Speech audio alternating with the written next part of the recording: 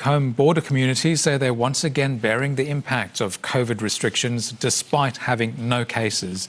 Victoria today declared the Albury border area an orange zone, requiring permits for travellers. Tourism operators there say they've been losing trade from both directions. Albury Wodonga is one community across two states in different stages of restrictions. It's hard for people who work on either side or have friends either side. It does hit people very hard. Home visitor caps and density limits differ across the divide, roving police patrols and number plate recognition ensuring border compliance for travellers from the north. For those in Wodonga, finally a chance to be on the right side of the line. They're all wearing the masks and we're a little bit more free.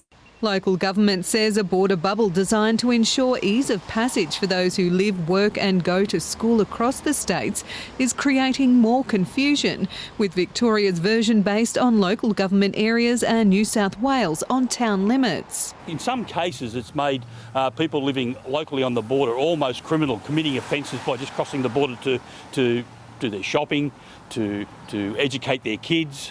The impact felt by local business after enduring the Victorian lockdowns and regional travel bans. Borderland Wodonga Caravan Park was slammed again in the New South Wales outbreaks. All the Victorians that were planning to travel for school holidays to New South Wales and they use Wodonga as the stopping point, we've lost all those bookings. We've had up to 90% cancellation.